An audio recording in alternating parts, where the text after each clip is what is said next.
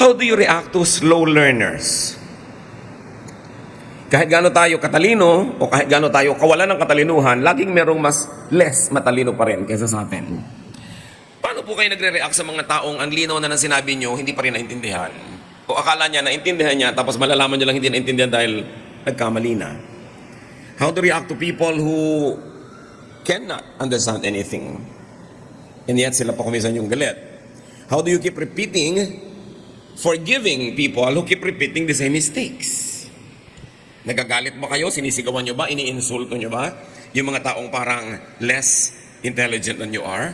How do you comprehend people who cannot comprehend you? At yan po ang ating pag-aaral ngayon, pinamaganda nating HA. Mamaya na ibig sabihin nun, how to deal with bubings. Kasi marami talagang bubing sa buhay. Pero how do you deal with that? Especially kung ikaw yung bubing. Paano kaya yon? Dear God, thank you that you're intelligent. And we thank you that we can learn something from you every day. Right now, may you bless everyone through wisdom that comes from your word. May your mercies abound in our lives, restore our health, our energy, teach us to submit to your will. And right now, we ask you to be our speaker. Lord, be our speaker. Give us a simple message that will make us better persons. Teach us, Lord, also to be more intelligent so that people will not be impatient with us. May your wisdom abound. Be the speaker, O God. Use your servant only as your instrument. In the name of Jesus, your Son, we pray with thanksgiving. How to deal with bubings. Matthew 15, 10 to 20. I'll be reading from the New International Version. Jesus called the crowd to him and said, "Listen and understand. What goes into a man's mouth does not make him unclean, but what comes out of his mouth, that is what makes him unclean." Then the disciples came to him and asked, "Do you know that the Pharisees were offended when they heard this?" He replied, "Every plant that my heavenly Father has not planted will be pulled up by the roots. Leave them. They are blind guides. If a blind man leads a blind man, both will fall into a pit." Peter said, "Explain the parable to us." Then Jesus answers in verse 16, "Are you still so dull?"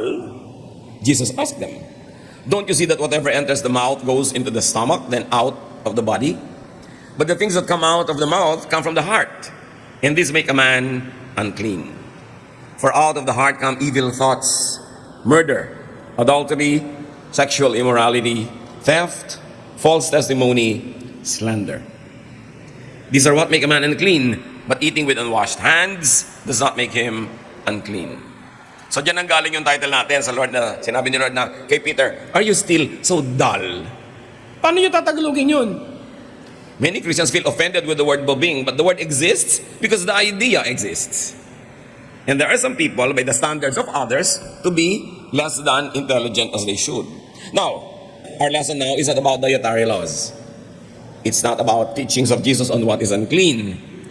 Our lesson today is how to deal with the dull, those who do not and cannot understand, that we lovingly and jokingly call bubing.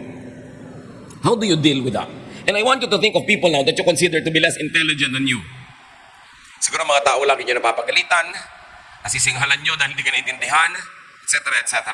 The one, you understand those who lack understanding. Ikaw pala yung marunong, di ikaw yung umunawa. So you understand, you do the understanding. Ikaw pala yung amo, may tauhan ka, pinapasweldo mo, the presumption is mas marami kang alam. Therefore, huwag kang magalit kung hindi kanya kasing talino.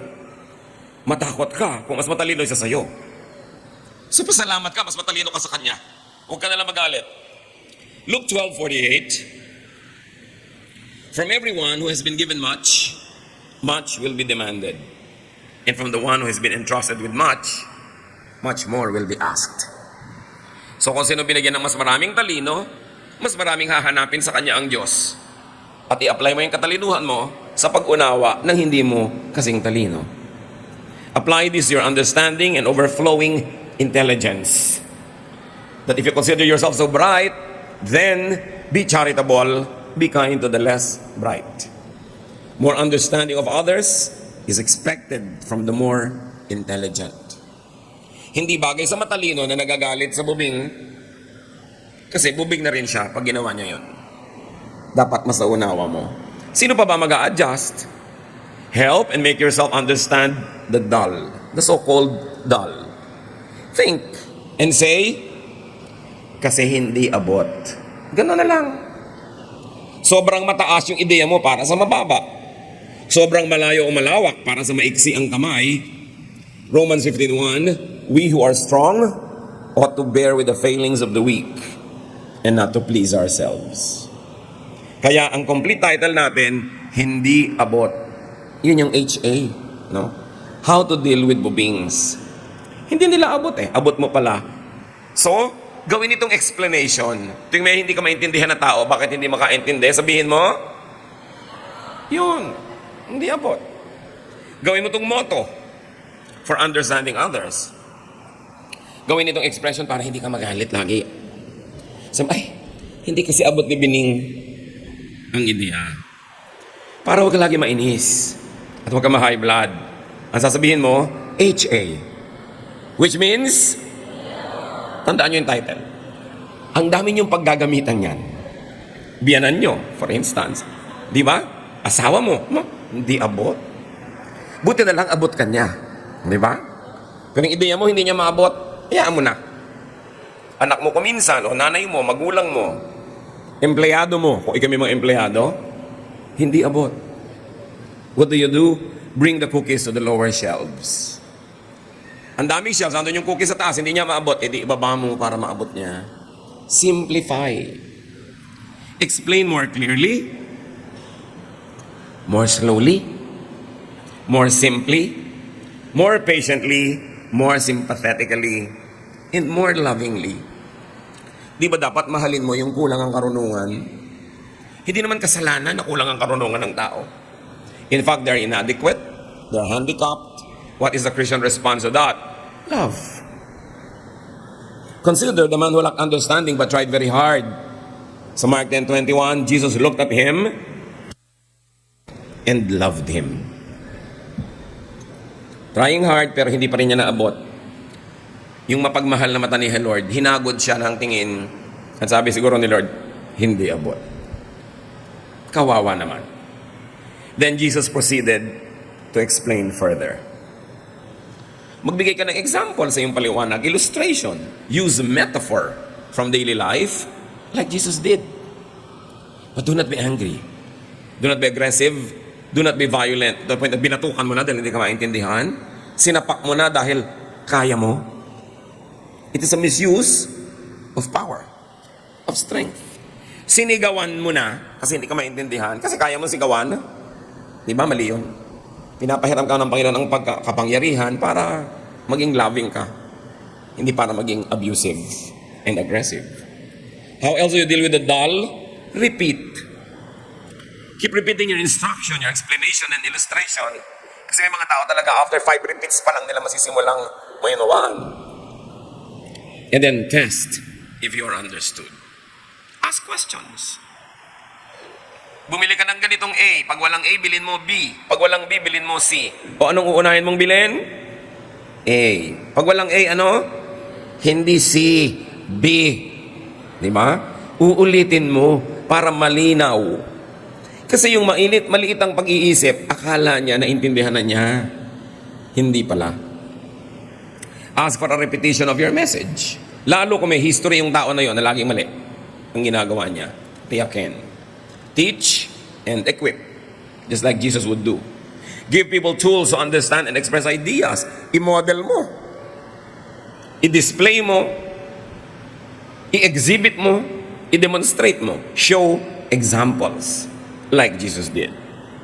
Then encourage people to ask questions, to clarify. Hindi ka dapat parang poon na hindi pwedeng tanungin, na hindi na naiintindihan, nervyos na siya, lumakad na, nanguhula na lang kasi natatakot magtanong. So you encourage. May question ka ba? Naintindihan mo ba? Pero huwag niyo itatanong yung naintindihan mo ba dahil akala niya naintindihan na niya. Sabi niyo, opo. Yung pala hindi. So, give more exploratory questions. More diagnostic questions. Not answerable by yes or no. Dahil baka pag walang maisagot, mag-yes na lang or no. Hindi mo alam kung talagang tama yung sagot niya or not. And then reward Do not punish inquisitiveness. Huwag niyong paparusahan yung palatanong. Liban na lang ng aasar na lang. Ha? Pero pag palatanong, sagutin niyo. Para maintindihan. And of course, you wait for people to learn, to develop. Kahit buto, pag tinanim mo, hindi man hinuhukay agad para makita mo yung ugat kung tumutubo. Give it time. And of course, after everything, nagkamali pa rin. What do? Forgive when people commit mistakes because of lack of understanding. Kanya-kanya lang naman tayong turns sa maging bubing eh. Kumisan ang tali-talino mo sa school pero bubing ka sa love life. Ang tali-talino mo sa negosyo pero bubing ka halimbawa sa ganitong bagay. Kanya-kanya lang tayo ng katalinuhan at kanya-kanya tayo ng kahinaan sa ating isip. Yung iba sobra lang na-highlight yung kapurulan nila kasi wala silang chance or opportunity na ipakita kung saan sila magaling. Buong kalupitan na silang na-assign ng buhay sa isang lugar na hindi na nila maipakita yung ningning nila dahil nadaganan na sila ng nadaganan at natapakan doon. But everybody is bright. Why? Because God gives everybody spiritual gifts. Yung iba, wala lang chance. So kung meron kayong opportunity na palagay kayo sa trabaho, sa role, sa lugar na yung galing nyo ang lumalabas, pasalamat kayo sa Diyos. Yung iba, hindi lang nakakaroon ng ganung pagkakataon. Ignorance, even dullness, is not even a sin. So ito dapat nakagalit siya. So sa mga dal, mapupuro ang mga bubing na lagi napapagalitan, namumultahan, nasa salary deduction, napaparusahan. Anong gagawin nyo? Huwag kayong magalit. Mag-aral. Makinig ng mabuti. Magtanong. Huwag akalaing alam mo o naintindihan mo na. Lalo't 3 beses ka nang napapagalitan, makahalata ka. Siguro akala ko lang, alam ko na, pero hindi pala. Ba't ako napapagalitan? So, imbes magalit ka sa nagagalit sa'yo, ba't di mo lang ituwid yung mali mo? Why don't you learn? Alam nyo, meron tayong isa ring masamang bisyo, nagagalit tayo sa nagtutuwid sa atin, samantalang dapat magbayad tayo. Pero matuturuan ka ng libre. Ang mga magagaling, binabayaran para magturo. Tapos tinuturuan ka, magagalit ka. Kahit kung mapagalitan, kumali ka naman talaga eh. Kung yan ang mga kailangan para ka magising at matuto, learn. Huwag niyong pe-personalin pag mali kayo at napagalitan kayo. Sabihin niyo, pag napagalitan kayo, di ba pag hindi makaintindi, ano sasabihin niyo? Hindi abot. Pag ikaw ang napagalitan, dahil hindi mo abot, ano sasabihin mo? Dapat lang. Huwag ka magalit, nagkamali ka eh. Lalo merong nabasag, may nasira, may nawasak, may magiging gastos, may nahirapan, may napahamak. Kung may namatay pa. Sasabihin mo, dapat lang ako pagalitan kasi mali. And then, learn. Walang mararating yung mga taong proud na lagi nagagalit pag napapagalitan din. Nagdadabog. Magiging bayolente. Minsan may mga tauhan ka, napagalitan mo, may pagtulog ka, sinaksak ka pa. Hindi ganun. Dahil sa mga, bakit ako pinagalitan? Mahirap yatang magalit. Mahirap sumigaw. Mahirap, nakakapagod magalit. So ba't siya nagpagod para ako pagalitan? Siguro naman dahil may mali ako. Dahil ba't siya magpapagod ng walang dahilan? Baguhin po natin yung attitude natin. At kung hindi talaga naintindihan, huwag magkunwaring nalinawan mo. Hindi nakakaya magtanong, hindi ko po naintindihan, pakiulit po. Pwede po ba French? Kasi hindi mo yan maintindihan, Tagalog, o Cebuano.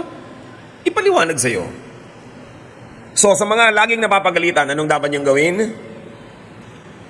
Patawarin ng mga sobrang matalino. Hindi lang yung matalino ang nagpapatawad. Yun ding napapagalitan. Patawarin na yung teacher mo o yung amo mo o yung superior mo. Kasi, kaya naman siya nagalit dahil di sa'yo. Alam naman wala kang ginagawa, bigla siyang nagalit. Siyempre may dahilan. Kaya patawarin na rin siya. Kung hindi mo naman ginawa yung mali na yun, hindi rin siya magagalit. Ang sobrang katalinuhan, to the point na hindi na maintindihan ang hindi kapwa matalino o hindi ka na maintindihan ng hindi kapwa matalino, isang uri na rin yun ng kabubingan. So sobrang kang matalino, wala na makaintindi sa'yo, magbago-bago ka rin ng paraan. Kailangan ka mag-adjust. Why? Because adjustment and the capacity to adjust is really one great measure of true intelligence. Ang tunay na matalino nakaka-adjust. Hindi yung lagi hinihingi mo sila mag-adjust sa'yo. No. Patunayang matalino ka by adjusting to those who are less gifted. So sa mga slow learners, sabihin sa sarili, sa sobrang baba ng utak ko, at sa sobrang taas ng isip niya, Hindi niya ako maabot. Kawawa naman siya. Pwede niyo rin sabihin yun to make yourself feel good. Kaya di ba ganun talaga ginagawa ng iba? Alam mo, ang tali-talino niyan, baliw na. Tapos tawa na lahat yung bubing. Baliw talaga siya. So sumaya sila. No? Kaya nilalait-lait natin yung matatalino. Sa No Limit Ang Hire, mayroong isang super talinong karakter. Sino yun? Sa halagang 1,000 piso na ibibigay ng Lady in Yellow. Si Piloso Potasio. Di ba? Tawag nila si Baliw na Tasio, si Piloso Potasio. Tapos tinanong siya ng isang kabataan, ang tali-talino niyo po, bakit pinapayagan yung tawagin kayong baliw?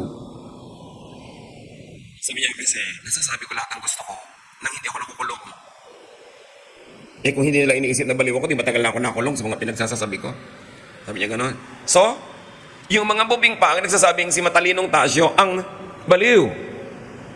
So kung kayo man may nakoconsider na baliw, di ba? Sipin nyo, baliw nga ba siya o ako ang baliw? Sino sa aming dalawa? Pinapadali kasi natin ang buhay. Lahat ng hindi natin nauunawa, tinatawag natin mali.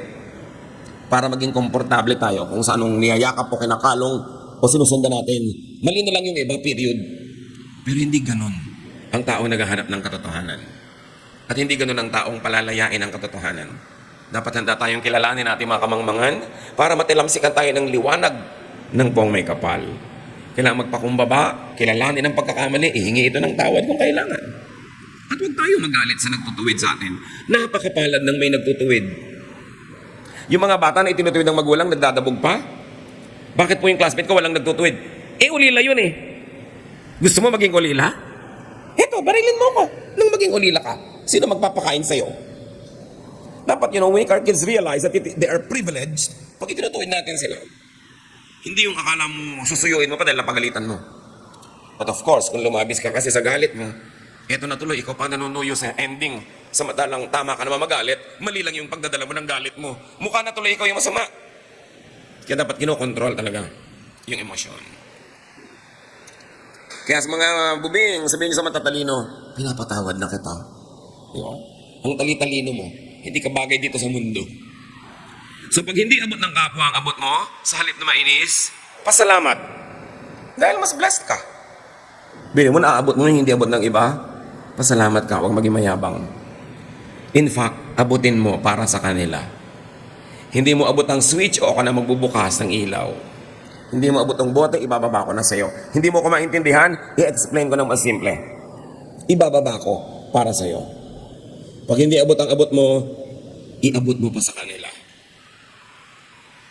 Malaki ang hinihinging pananagutan sa binibigyan ng Panginoon ng mga maraming pagpapala. And never be angry again at the dull and the ignorant.